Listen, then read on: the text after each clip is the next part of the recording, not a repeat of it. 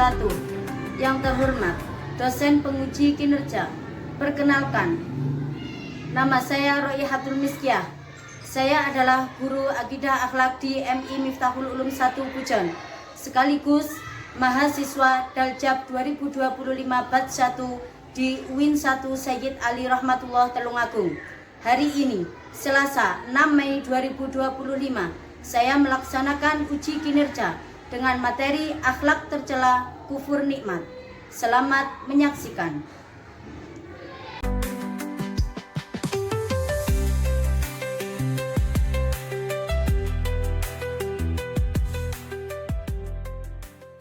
Oke, untuk mengawali kegiatan hari ini, Mas Arkan silakan dipimpin untuk berdoa.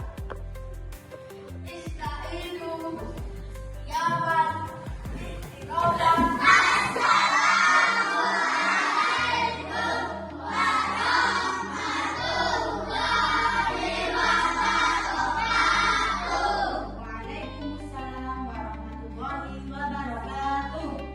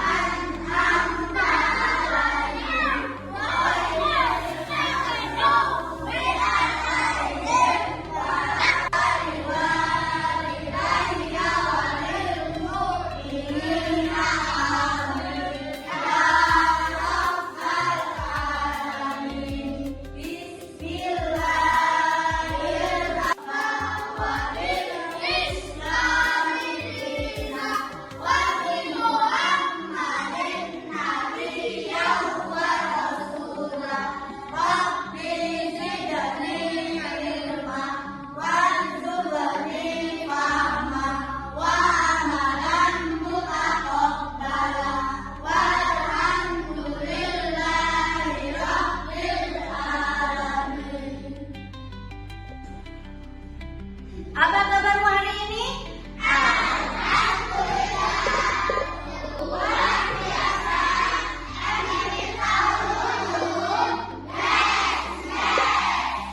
Oke, sebelum pelajaran dimulai, Ibu Guru absen terlebih dahulu. Hari ini ada yang nggak masuk?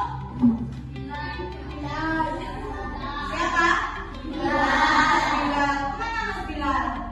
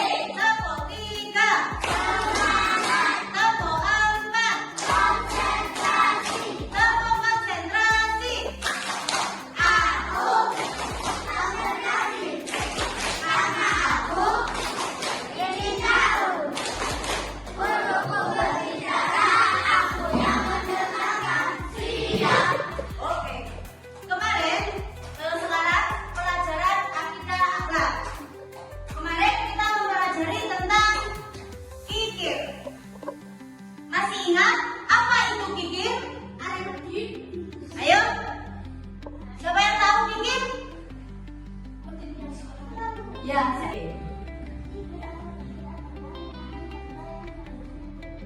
ya, kikir atau bakir itu adalah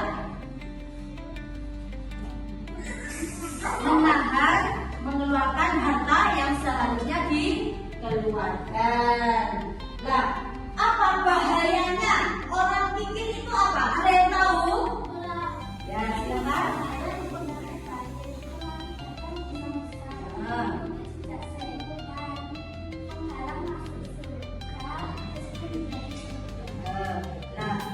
bahayanya orang kikir itu adalah tidak akan masuk surga.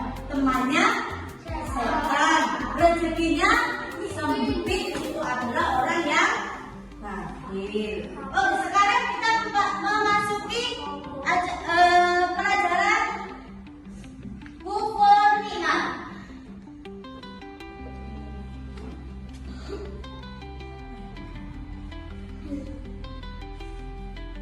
Ada yang tahu apa itu kufur nikmat?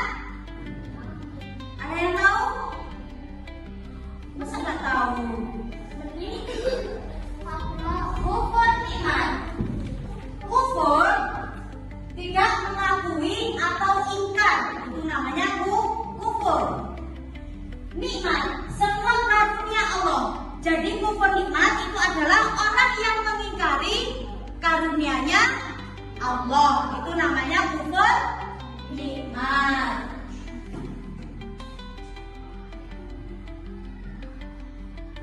Nah, contoh kufur nikmat dalam kehidupan sehari-hari. Yang pertama, mengeluh karena makanan tidak enak. Siapa yang biasanya mengeluh kalau ibunya masak gak enak? Angkat tangan. Ada yang mengeluh kalau ibunya masak, Bu, ini gak enak, aku gak mau. Ada? Mas angkat. Gak boleh, itu namanya kufur nikmat. Gak boleh. Terus yang kedua, malas belajar. Siapa yang malas belajar? Nah, itu namanya kufur nikmat. Lah, kufur nikmat itu harus kita jauhi karena itu perbuatan apa? Tercela atau tidak boleh.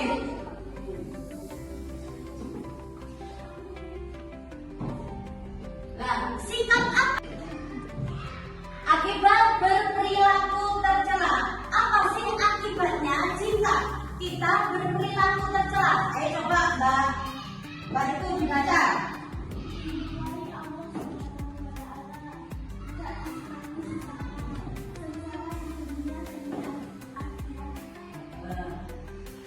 Akibat berperilaku tercela yaitu dimudai oleh Allah.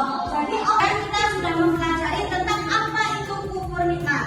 Untuk lebih jelasnya kita akan menyimak bersama video tentang kisah Sa'labah yang kufur nikmat. Mari kita perhatikan bersama-sama.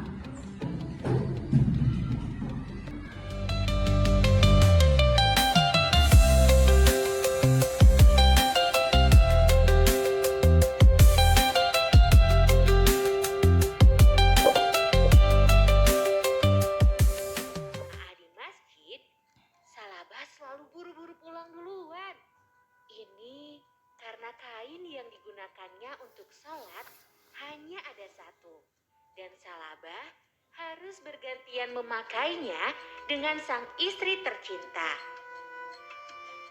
Hari terus berlalu. Akhirnya Salabah menghadap Rasulullah. Ya Rasul, berikan kepadaku jalan untuk menjadi kaya. Rasulullah meminta Salabah untuk menerima rezeki yang ada dengan tawakal dan mengingatkannya untuk bersyukur agar Allah menambah nikmatnya. Namun Salabah bersikeras ingin menjadi orang kaya. Maka kemudian Rasulullah memberi sepasang domba kepada Salabah untuk dijadikan modal usaha. Dengan izin dari Allah, domba-domba itu berkembang biak dengan sangat baik. hingga ratusan jumlahnya. Salabah pun memiliki kebun kurma yang luas dan subur. Dalam waktu yang singkat, Salabah pun akhirnya dikenal sebagai orang yang kaya raya. Sayangnya, hati dan pikiran Salabah dikendalikan oleh hawa nafsu. Saking takutnya kehilangan harta, Salabah sampai lupa dengan ibadah. Sholat berjamaah pun ia tinggalkan karena terlalu sibuk mengurus ternak dan kebunnya. Hingga suatu hari, datanglah wahyu tentang zakat turun kepada Rasulullah. Rasulullah pun meminta Ali bin Abi Thalib untuk menagih zakat kepada Salabah. Rasulullah bilang bahwa jumlah harta yang dimiliki Salabah membuatnya wajib membayar zakat. Ali pun bergegas mendatangi Salabah untuk menagih zakat. Salabah, Rasulullah mengatakan bahwa engkau harus membayar sebagian dari kekayaanmu untuk fakir miskin. Ujar Ali. Namun, Salabah menjawab dengan ketus. Buat apa zakat bagi fakir miskin? Maaf Ali, orang-orang miskin itu adalah pemalas. Lihat aku, kalau aku hanya duduk dengan berleha-leha, mana mungkin bisa mengumpulkan kekayaan sebanyak ini? Ali pun menjawab, Tetapi rukun Islam telah menetapkan atas orang yang mampu bahwa ia diwajibkan untuk menunaikan zakat dari sebagian hartanya. Salabah pun naik pitam. Apa? Aku harus memberi makan kepada mereka? Yang Allah sendiri tidak sudi memberikan rezeki kepada orang-orang itu. Tidak, tidak. Saya menolak membayar zakat. Rasulullah khawatir memikirkan jika kelak Salabah dilaknat oleh Allah karena tidak mau membayar zakat. Bahkan saking khawatirnya, Rasulullah meminta Ali untuk menagih zakat kepada Salabah hingga 3 kali. Tapi Salabah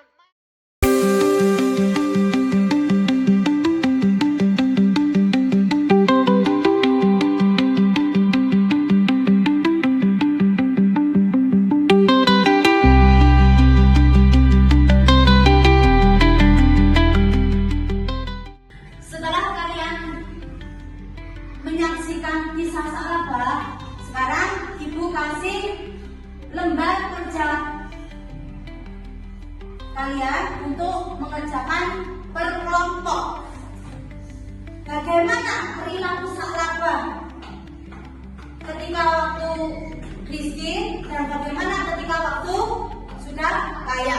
Nanti kalian saya suruh mempresentasikan ke depan tiap kelompok. Jadi satu kelompok dikerjakan bersama-sama. Tidak ada yang tidak mengerjakan. Jadi semuanya berpikir. Siap?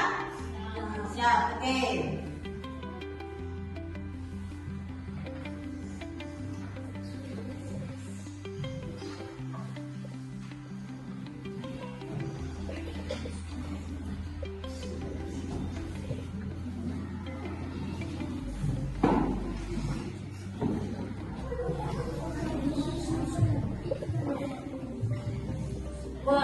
Sekarang silakan kalian kerjakan lembar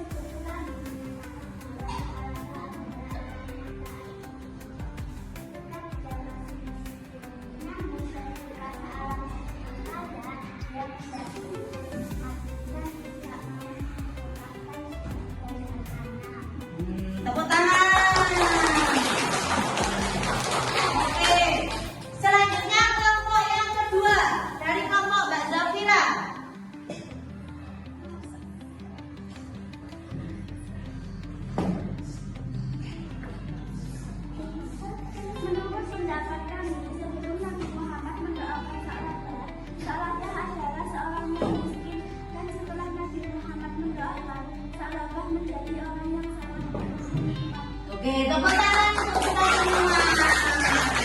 Ya, untuk itu kita bacakan bersama-sama hikmah yang dapat diambil dari